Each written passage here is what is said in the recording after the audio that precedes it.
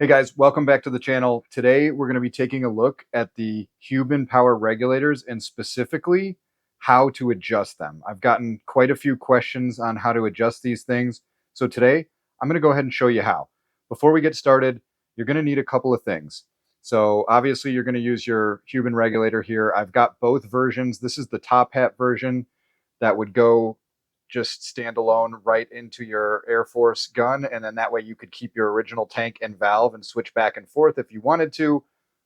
I also have the M18 threaded version here, which you can take your valve from your stock tank and put that on here for a little bit of extra power. So if you're after tons of power, get this one.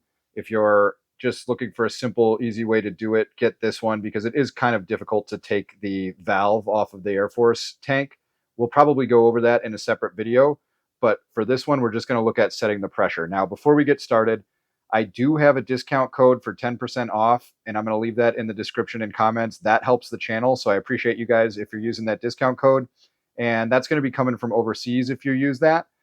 Additionally, you can buy these from High Pressure Pneumatics, and I'll put a link for that as well, and that link does help the channel. Other things that there's going to be links for is this set of really nice chrome flat wrenches. We're going to use those in this video. Nice to have. I've used those on a ton of Airguns so far. And then also my REG butter. I've already got the regulator lubed up with my REG butter, and this is definitely going to provide you better performance over any factory lube. This is my own personal blend, and that is also for sale over at High Pressure Pneumatics. And other than that, you're going to need some Allen keys. And I've got an old school valve cover or fill adapter from when they had the old school valves that you would fill through the valve. You probably don't have one of these, but I'll get into that in a minute. So let's get this out of the way. We will look at the top hat version here. So to set the pressure, what you're going to do is remove the included cap. This is just a pressure testing cap. You're going to remove that, make sure the O-ring's still on there. And this is how we're going to adjust. Okay, so we see the adjuster here.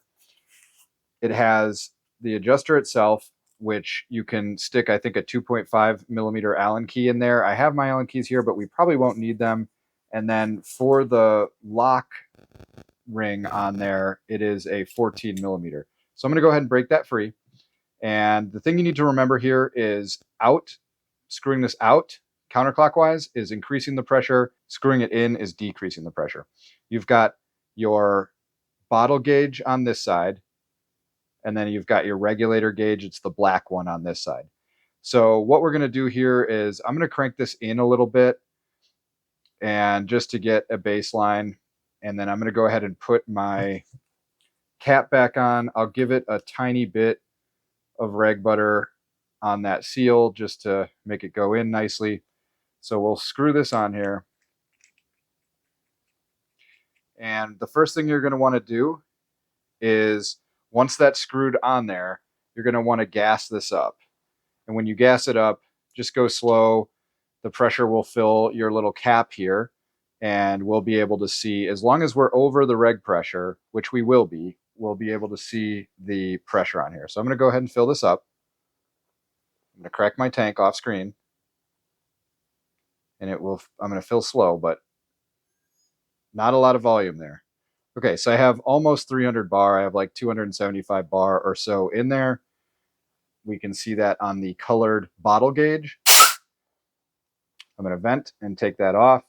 And we can see, since I cranked that in a bit, I'm only at about 75 bar. So we're going to need to vent this because we can't unscrew this while it is pressurized. So to do that, I've got a special rig. Now, if you don't have this, you can simply get one of your wrenches here and turn one of these gauges a little bit, and that'll vent as well. But what I like to do is I have this old school fill adapter. I drop a penny in there, and then I simply hold it upside down so the penny's flat, and I screw that on.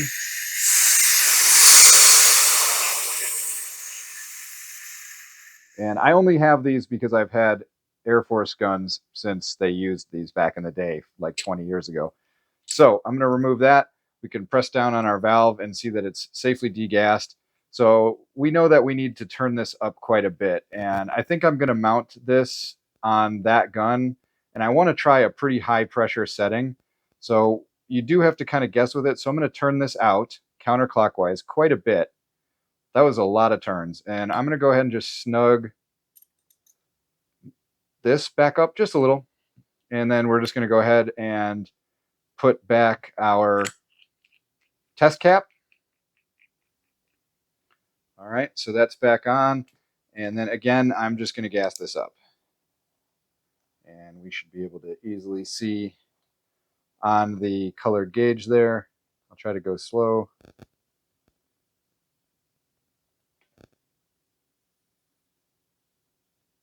All right, so we're getting some gas in there. All right, so we're again at about 275 bar or so, or maybe 250 bar or so, so that's good. Vent it. Now let's turn this over, and we can see I went up a bit. I'm only at about 110, 120 bar. So it's a trial and error. You'll get a feel for it eventually, but I'm going to vent it again.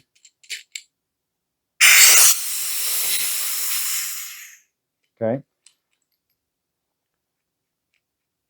And I want to try to set this at about 180, 190 bar. So we're going to back that out, and I'm going to take a couple more turns on this thing, and I went quite a bit there. So that probably should be around what we're looking for. So again, it's just a process where you screw this back in, gas the thing up, a little over 250 bar. And now if we go over here, okay, we can see that I adjusted the reg too much. So now I'm at 250 bar on the reg. So this is a good example of going too far in the adjustment and having to go back. So what I'm going to do, put this on.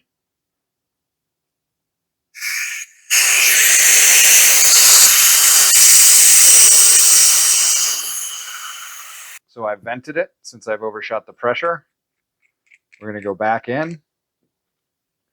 And this is why they give you this fill cap here, because you don't want to be doing this on a bottle. You'll be using your compressor and filling forever and wasting tons of air. So I'm going to go in, I don't know, let's say about like that. Tighten this back up, and we will see where we're at. I think somewhere around 190 or 200 bar is kind of what I'm looking for. So again, fill this bad boy up.